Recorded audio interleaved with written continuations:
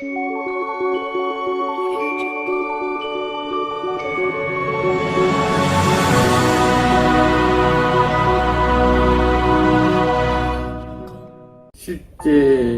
이제 사는데 이분은 이제 기업 활동을 하시다가 이제 돌아가신 분의 어떤 관한 얘기입니다. 이게 실제 상황이고, 이분은 종교를 가지고 있었는데 젊어서 자수성가해서 고생을 해서 기업을 일으켜서 수천여 개의 부를 이뤘는데 자기 혼자 성공한 걸로 착각을 하고 있었어요. 그래서 직원들, 근로자들한테도 굉장히 빡세게 했고, 철야 일을 시키기도 했고, 또 월급도 이렇게 제때제때 많이 올려주지도 않았고, 일을 더 어떻게 보면 더 많이 시켜서 매출을 일으킬까, 이거에 대한 궁리를 많이 했어요. 그러다 보니까 아무래도 당신이 갑이다 보니까 어떤 근로자들한테 대하는 태도도 좀 약간 거만했고, 대신 자기가 부를 축적한 거는 어느 종교단체에 수백억을 기부를 했어요. 건물도 지어주고. 왜? 그렇게 하면은 천국 간다고 하니까, 천국 갈 줄 알고, 그렇게 해서 뭐 우리 인간이 뭐 영생하는 것도 아니고 반드시 죽게 돼 있는데, 때가 돼서 죽었는데, 막상 죽고 나니까 자기가 천국 갈 줄 알았는데, 그 죽고 나니까 너무 무서운 것들이 주변에 많이 있다. 악마도 돌아다니고, 괴물 같은 것도 돌아다니고, 저승사자도 보이고, 또 자기가 보시라로 다닌 동물들이 때를 지어서 눈을 부릅뜨고 자기를 쳐다보고 있더라 그래요. 그래서 그것이 너무 무서워서 자기 부인한테 필사적으로 도망을 온 거예요. 자기 부인한테. 근데 자기 부인이 자꾸 돌아가신 양반이 사식구제도 해주고 뭐 여러 가지 의식도 다 해줬는데 꿈에 자꾸 보이니까 그래서 뒤숭숭해서 어떻게 이제 또 이분도 또 이렇게 또 알게 돼서 찾아왔는데 보니까 이 남편분이 이제 나온 거예요. 그래서 저하고 대화를 하는데 자기가 그렇게 하면은 천국을 갈 줄 알았는데 천국은 보이지 않더라. 오히려 자기를 괴롭히려고 그런 것만 보이더라. 그래서 너무 무서워서 부인한테 필사적으로 왔다고 얘기를 해요. 그렇게 해서 어떤 자기 좀 해결을 해달라. 그래서 이제 저하고 이제 그 영혼하고 부인을 통해서 남편 영혼하고 이제 대화를 하는데, 죽고 나니까 너무 후회가 된다. 차라리 그때 당시에 내가 기업을 일으켰을 때 직원들한테 따뜻하게 해주고, 부를 좀 분배를 해주고, 더, 나만 독식하지 않고 나눠줬으면 얼마나 좋았을까. 결국 부를 혼자 이룬 게 아니고, 땀 흘려 일한 자기 근로자들이 있었기 때문에 그 어떤 희생에 의해서 자기가 부를 이뤘는데, 그거를 그 사람들한테 보상을 해주지 않고, 엉뚱한 곳에서 자기가 이제 몰빵을 해서, 많은 금액을 기부를 해서, 천국 갈 줄 알았더니 그게 안 보이더라.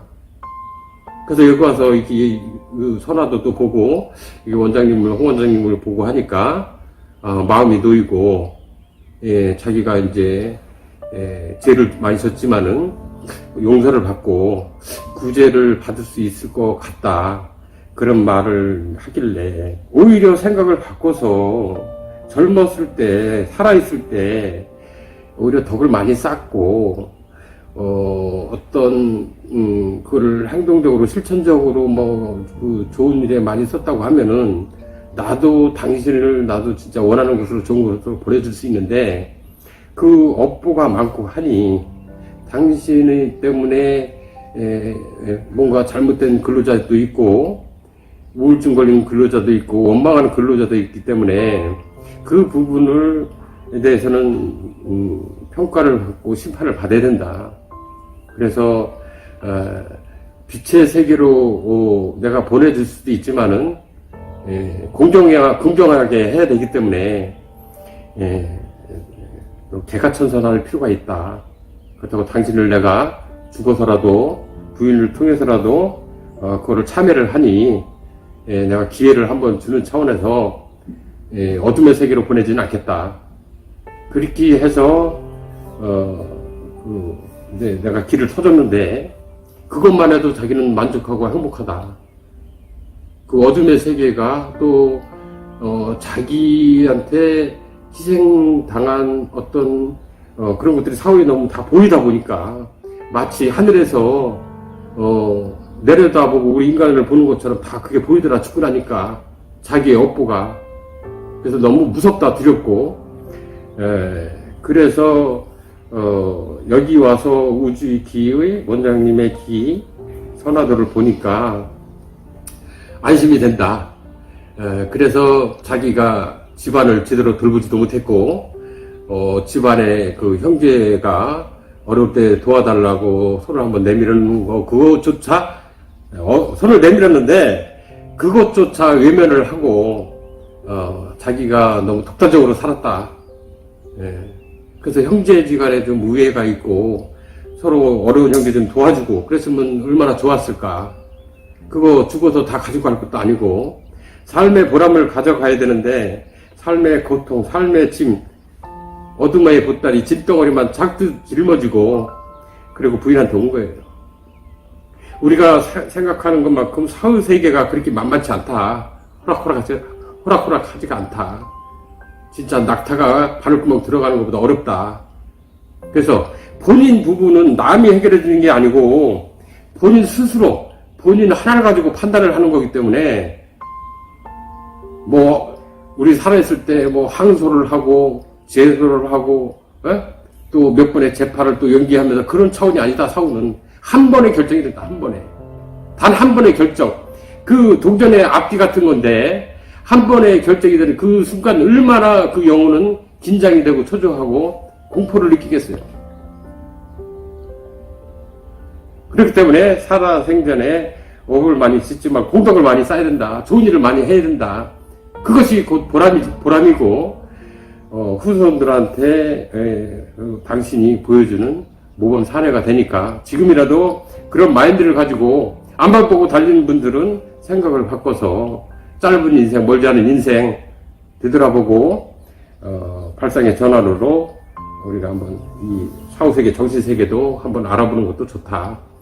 어떤 전문가들이 사후세계에 대해서 자기가 정확하게 아는 거 마냥 그것이 정확한 거 마냥 얘기들을 하는데 이걸 경험하지 않고 본인이 우주와 소통이 되지 않고 우주를 관장하는 절대 존재들과 소통이 되지 않는 이상 그 세계를 다 알 수가 없어요.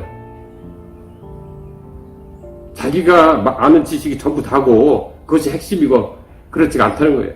사람은 내공이 없는 사람은 겉모습만 보고 겉으로 포장을 합니다. 뭐가 있는 것처럼. 내공이 있는 사람 포장을 절대 안 합니다. 진실 그대로이고 그것이 또 핵심이고 확대 해석하고 재해석하고 그걸 한 줄 가지고 책 한 권을 만들고 그렇게 확대 해석하지 않는다. 진실 그대로만 전달할 뿐이죠. 그것이 진실이라고 하면은 저는 이 메시지를 전달하고 싶은 심정입니다. 지금 상황이 지금 심각한 상황이고 돌아가는 사회 분위기가 비정상적으로 돌아가고 있다. 그래서 인간 스스로가 지금 잘못된 길을 걸어가고 있다. 저는 그렇게 판단을 합니다.